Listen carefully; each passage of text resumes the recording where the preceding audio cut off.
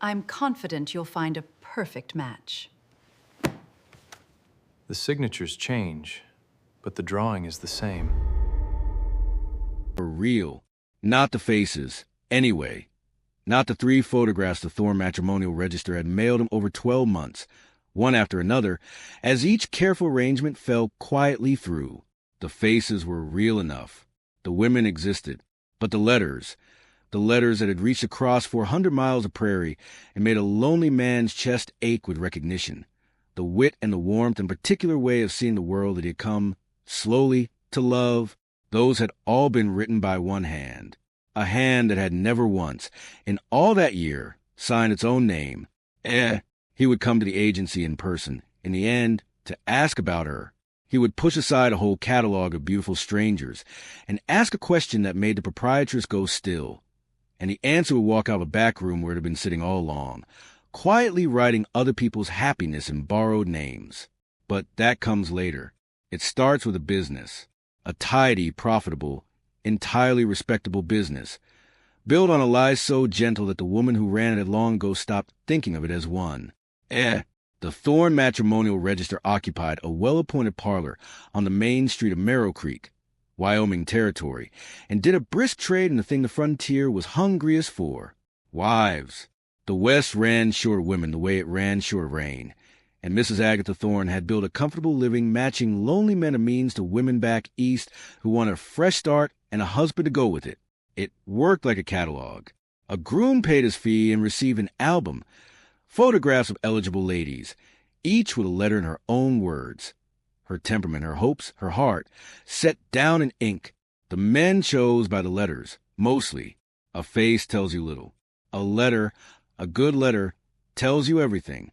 And the letters that came out of the Thorne Register were very, very good. They were good because of the woman in the back room. Esther Marsh was somewhere past 25 and had been at that desk for 6 years. Plain, the town would have said, if the town had thought of her at all. Mousy hair scraped into a practical bun, ink-stained cuffs, spectacles she pushed up her nose when she was reaching for the right word.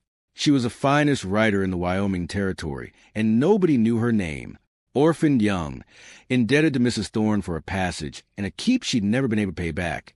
Esther wrote the letters. All of them. Every catalog woman's heart, as it reached the lonely men of the frontier, had first passed through Esther Marsh's pen. Her wit lent out under other women's names. Her warm sign sincerely, Miss Somebody Else.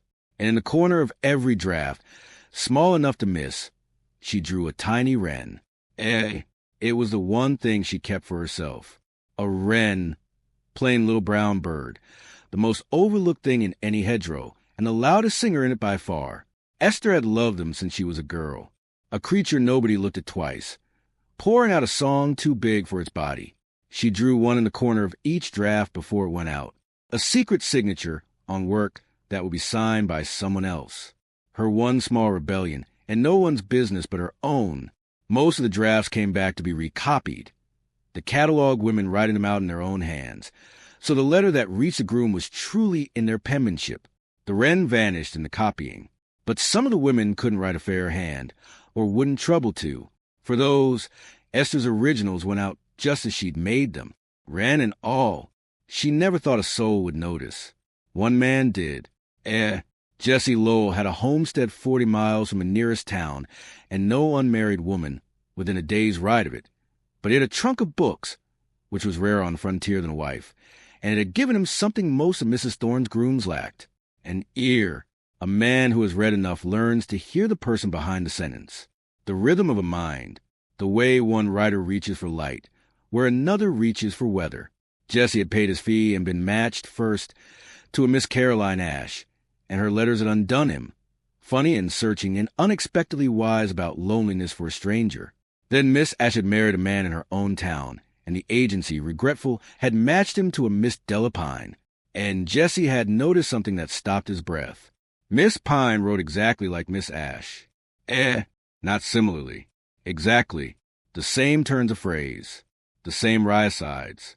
The same startling way of landing on a true thing sideways, when you weren't looking. And in both women's letters, from 2 different towns, 2 different hands supposedly, the same small habit. A wren, Miss Ash had written the wren that nested in her mother's porch.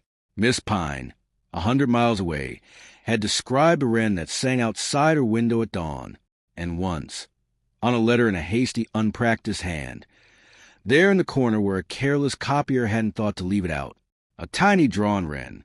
Jesse Lowell sat at his kitchen table with a year of letters spread before him and understood, slowly, that he had been courting an author, one woman, wearing 3 names. Back in the parlor at Merrow Creek, Esther Marsh went on writing other women into being loved. It was strange work, if you let yourself feel it, and mostly she didn't.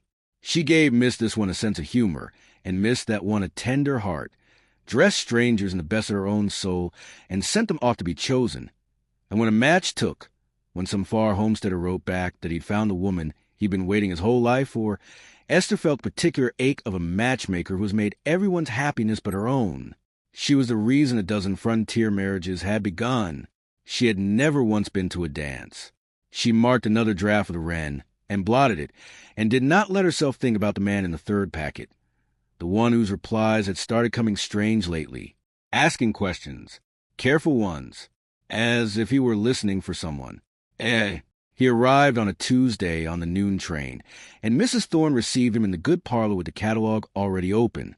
Jesse Lowell was leaner than his letter suggested and quieter, a bundle of papers tied with string under one arm, and Mrs. Thorne launched into the practice pitch she gave every groom who came in person, turning the album's pages, presenting her ladies like a jeweler presenting stones.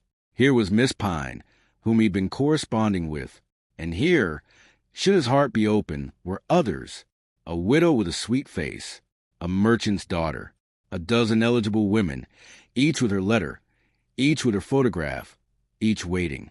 Jesse Lowell looked at the whole catalog for a long, courteous moment.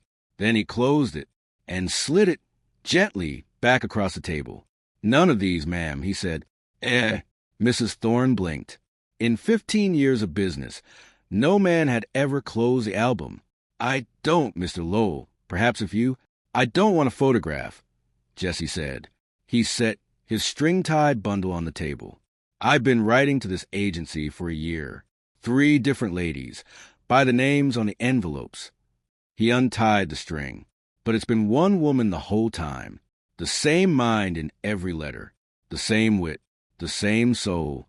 He looked up at her, steady and certain. "So I'll ask you plainly, ma'am, and I'd be grateful for a plain answer." A pause. "Who writes the letters?" Mrs. Agatha Thorne had spent 15 years being unflappable, and she reached for it now. "Why? The ladies write their own, Mr. Lowell. That is rather the point of the—" "No, ma'am, they don't." Jesse laid the letters out across the good parlor table, one after another, a year of them, 3 different signatures, 3 different towns.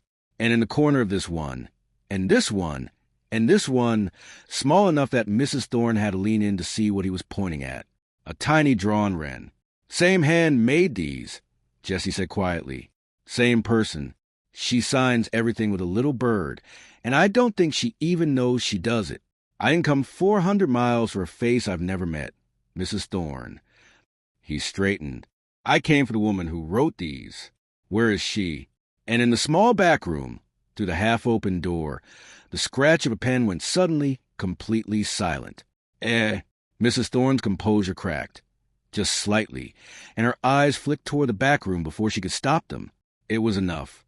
Jesse Lowell turned and saw the half-open door and the desk beyond it, and the woman frozen at that desk with the pen still in her ink-stained hand and her face gone white above a drab gray dress. Plain, the town would have said. She was nothing at all like the photographs and catalog. Older, tireder, spectacled, unremarkable in every way a catalog measures. And Jesse Lowell looked at her across 2 rooms and felt his whole heart turn over, because he knew that face the way you know a voice, knew it was hers, the wit and the warmth of the wren, all of it, sitting right there where it had been sitting all along. "There you are," he said. "Just that," as if he'd been looking for her for a year, which he had. Mrs. Thorne rose fast, putting herself between them, her voice going hard and businesslike.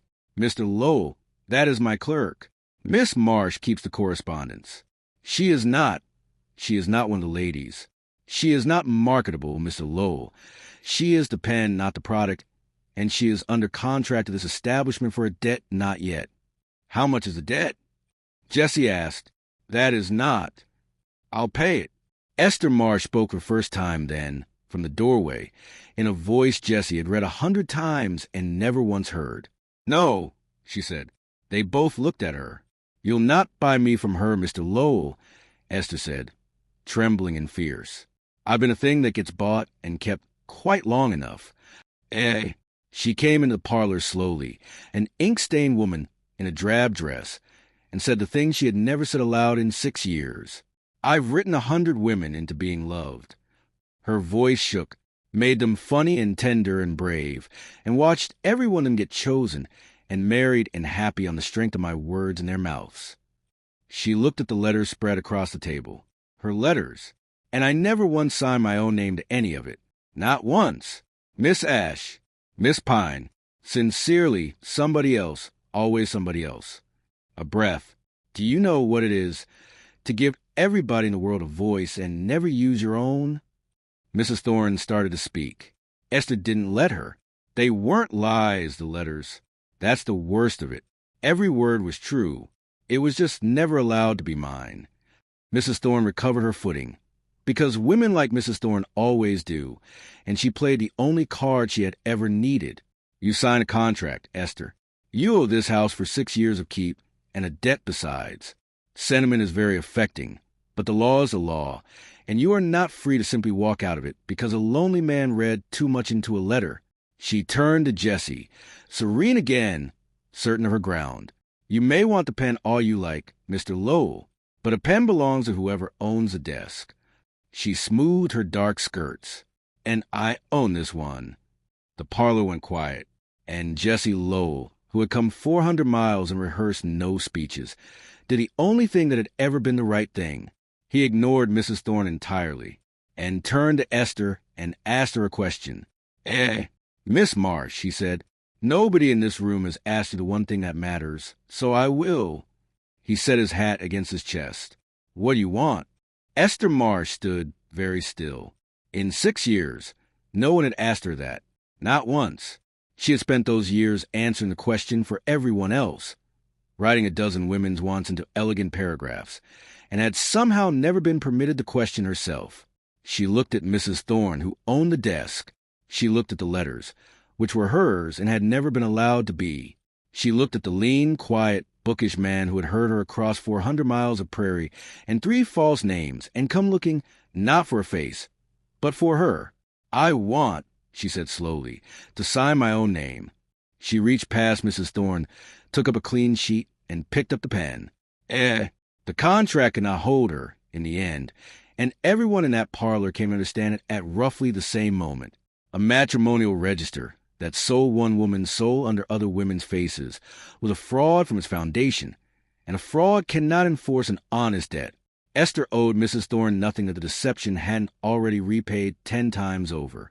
More than that, the pictured women themselves, once the truth reached them, were not all wrong by it. Miss Delapine, when she learned the letter signed with her name had never been hers, wrote back not in anger but in relief. She dreaded meeting a man who loved a version of her she could never keep up. Now she could write her own plain letters and be chosen, if she was chosen, for herself, which is how the Thorne Register, stripped of its secret pen, became at last what it had only pretended to be, an honest place where women wrote their own hearts and signed them. Mrs. Thorne was not ruined. She simply had to learn to sell the truth, which turned out to be harder and better. Jesse Lowell did not propose that afternoon. He'd have liked to. But he'd learned enough, from a year of her letters, to know that a woman who had never been chosen as herself deserved to be courted as herself, slowly, in the open, in her own name. So he asked instead if he might write to her. To Esther Marsh. No catalog, no fee, no borrowed name. Just a man who liked how she saw the world, writing to the woman who saw it that way. She said yes. And the letters that passed between Merrow Creek and a homestead 40 miles out that winter were the finest either of them ever wrote. Because for the first time in her life, the woman writing them was allowed to mean them. Signed, every one, in her own hand. They They married in the spring, and the wren that had hidden in 1,000 borrowed letters came out at last into the open.